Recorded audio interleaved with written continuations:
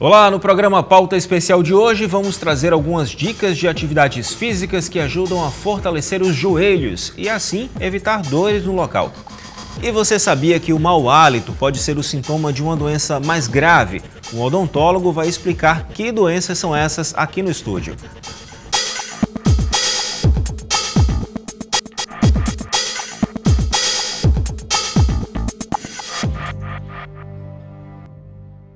O mau hálito pode ter origem em uma série de fatores, desde a falta de uma higiene bucal adequada até uma doença mais grave. E quem vai explicar para a gente que fatores são esses que causam o mau hálito ou a halitose é o odontólogo Marcos Moura, que está aqui comigo no estúdio. Doutor, seja bem-vindo ao nosso programa. Bom, na verdade, a halitose ela não é propriamente uma doença, né? Ela é um sinal aí que tem alguma coisa que pode estar errada, seria isso? Exatamente, ela não é classificada como uma doença. O mau hálito, ele acomete cerca de 30% da população brasileira. O mau hálito, a gente sabe que ele é fisiológico. Por exemplo, Luiz, eu acordei com mau hálito, você acordou com mau hálito hoje. Só que durante o dia, com as técnicas de higienização, com alimentação, bebendo água, a gente previne. Só que depois, em determinadas pessoas, esse mau hálito ele pode ser crônico. Existe mais de 60 causas. Uma dessas causas principais, a gente poderia dizer que é até a falta de saliva na boca. O ano passado, eu faço parte da Associação Brasileira de Halitose e nós temos uma campanha, inclusive fizemos aqui em Maceió. Essa campanha, o tema seria a importância da saliva para a saúde e para um bom hálito. E durante a campanha fizemos pesquisas, fizemos avaliações de como andava a saliva da população alagoana e até destacamos aqui que 60% apresentaram uma baixa salivação. Então existe, como a gente já falou, mais de 60 causas e o importante é dizer que 90% dessas causas está na boca. Lógico que o mau hálito ele pode vir por um outro problema, ele pode ser até o início de um carcinoma. Um problema de câncer instalado em alguma parte do organismo, ele vai exalar via pulmonar alguns resíduos desses compostos orgânicos voláteis que têm um cheiro desagradável. Mas acomete principalmente na boca, 90% na boca, por isso que o cirurgião dentista seria o profissional de primeira escolha para diagnosticar e tratar. Dependendo do caso, poderia encaminhar para outros profissionais. Vamos tentar, então, destrinchar aí um pouquinho dessas causas. O senhor falou sobre pouca saliva. De que forma uma pouca saliva pode causar mau hálito? Porque a saliva, pela ação dela, que ela tem várias propriedades. Duas principais destacamos, antimicrobiana, ou seja, ela mata bactérias. Eu poderia dizer ela limpa. A própria, é isso que eu ia falar, a própria saliva é melhor do que qualquer produto que a gente encontra no mercado, nas prateleiras. Ela lava a nossa boca, gratuito, que a gente não precisa pagar nada, e ela tem essa ação de autolimpeza da boca, prevenindo a estagnação de bactérias na boca. Então, se eu sair de casa de manhã e eu faço a minha higienização correta após o café da manhã, se eu passar durante o dia tendo uma boa salivação, na hora que eu falo, na hora que eu me alimento, na hora que eu estimulo essa saliva através de frutas cítricas, ela vai estar constantemente lavando a boca, evitando que se forme aquela camada esbranquiçada sobre a língua, saburra lingual, que é de onde são fermentadas as bactérias e saem os compostos de enxofre, que tem cheiro pode causar o mau hálito. Que pode causar o mau hálito, que é aquele cheiro de ovo estragado. A halitose seria aquele ar, né, com um cheiro desagradável que é expelido pela boca. Por isso que é importante escovar a própria língua, né, na hora que faz a higienização bucal. Muita gente não lembra de fazer isso. Eu já falo que faz parte da higiene bucal. Escovação, fio dental e a limpeza de língua. Da boca também, né? Então, toda a região da boca. Agora, você acredita que apenas 57%, isso também é uma pesquisa dos brasileiros, usam fio dental, apenas 57%. Então, nas regiões que a pessoa não está usando o fio dental, só está fazendo a escovação, vai ter uma proliferação de bactérias, vai inflamar a gengiva. É muito comum na nossa clínica a gente escutar a pessoa falando assim, quando eu passo o fio dental, sangra.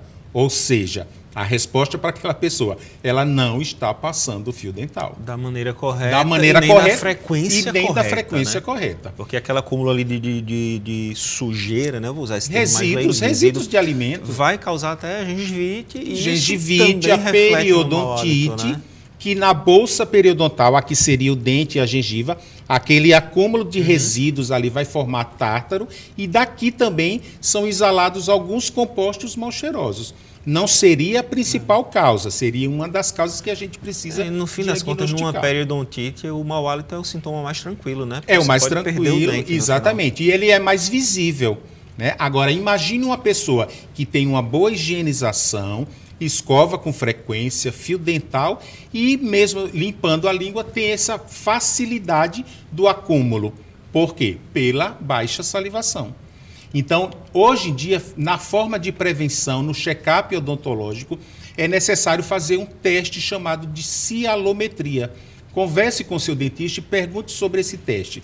Como é esse teste, Luiz? Super simples, indolor, onde a pessoa fica mastigando um cialogogo mecânico, que seria um silicone, e a gente coleta durante 5 minutos aquela saliva.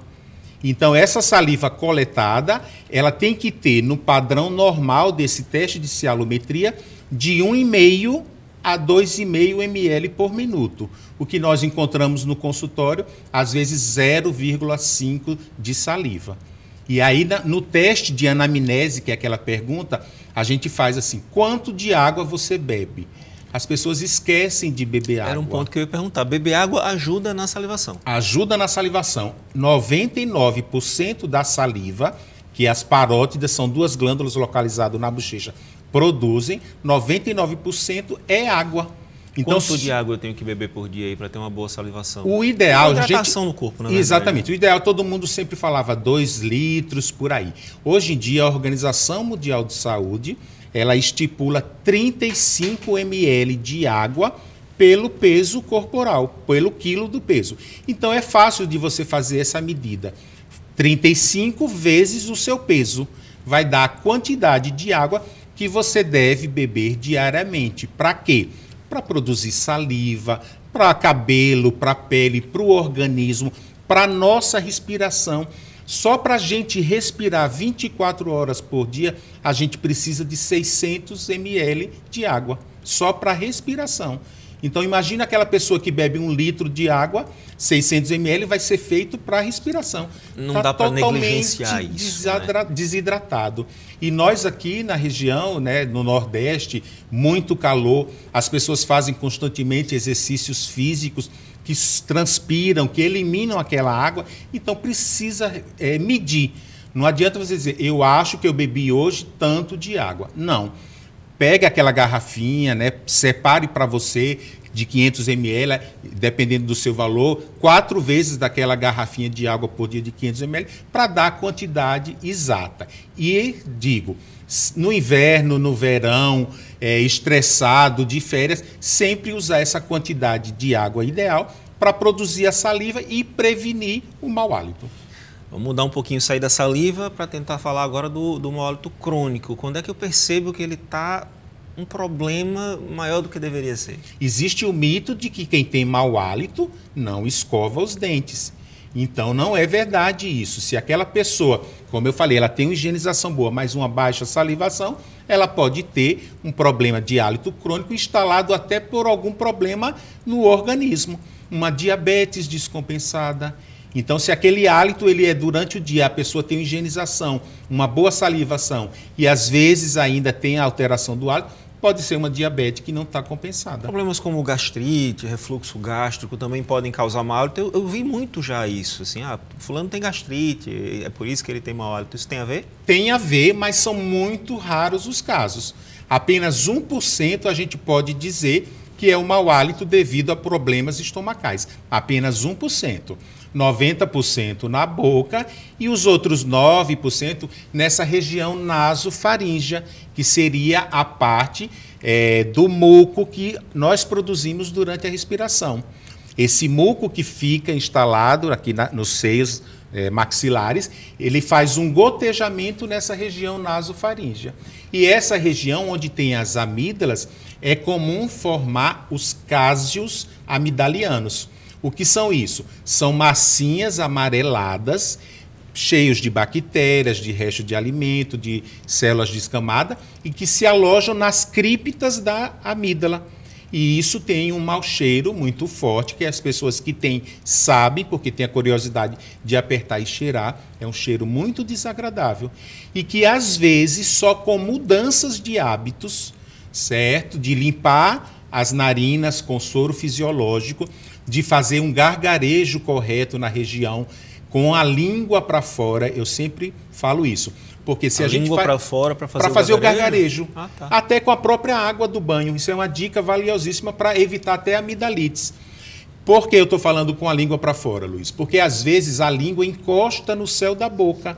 Quando eu faço esse movimento, a língua encostando, o turbilhamento da água vai ficar na região bucal. Para fora da boca mesmo. Para fora da boca mesmo. Colocar a língua para fora para poder o turbilhamento ser gargarejo de garganta. Bochecho vai limpar dente, gargarejo vai limpar garganta. Muita gente fala de gargarejo com bicarbonato de sódio e com elixir sanativo. Isso funciona? Às vezes o elixir sanativo ele contém até álcool e é prejudicial. O bicarbonato, a função do bicarbonato, que é o sal, é estimular a salivação. Então você pode fazer o teste de colocar até sal de cozinha mesmo na boca, um pouquinho só, você já saliva. Então veja como não façam isso. Não façam isso. Veja como é importante a saliva em todo o contexto que a gente fala, vai e volta, mas sempre falando da saliva. Às vezes quem tem esse problema de cásios amidalianos vai no otorrino e é indicado a cirurgia de remoção das amígdalas, que hoje em dia não se faz com frequência. Em casos extremos. Muito doloroso, né? E eu afirmo aqui que nesse período eu trato a litose há mais de 10 anos. Eu só tive uma paciente com presença de cásios que mesmo com o tratamento continuou e eu tive que e foi necessário encaminhar. Por isso a gente falou do elixir sanativo, né, enquanto antisséptico, mas a gente vê muito na prateleira do supermercado aqueles eu não deveria falar Sensodyne, Plax, esses produtos que é feito justamente para gargarejo, são os antissépticos bucais. Qual seria o melhor produto a ser escolhido? É evitar o que tem álcool? Seria isso? Evitar o que tem álcool e seguir a recomendação do seu dentista. Foi muito bom você falar sobre isso, porque esses produtos são cosméticos. Para pasta de dente, Todos eles são cosméticos, existe um marketing por trás dele muito grande. Então, eu contraindico, né, a ideia que os produtos fazem de que colocam aquele produto na boca e vai ficar sem mau hálito durante 12 horas. Mata tudo, né? Bactéria boa, bactéria ruim. E não funciona se não tiver feito higienização correta da boca. Cravo, gengibre, esses costumes populares funcionam São também? Mascaradores. Entendi. São mascaradores. A pessoa que tem um mau hálito crônico, se não tratar, usando todos esses produtos, não vai se livrar. Então, para a gente finalizar nosso papo, é ficar de olho, pedir para alguém informar se está com mau hálito ou não e procurar um especialista. Com certeza. Prevenir sempre. Combater, fazer o diagnóstico e o tratamento e se resolve. Marcos, muito obrigado pela conversa e seja sempre bem-vindo ao nosso programa. Obrigado. Bom, e depois do intervalo vamos falar sobre o combate às dores no joelho, uma parte do corpo que sofre bastante com o excesso de peso e com a prática de exercícios de forma incorreta. Até já!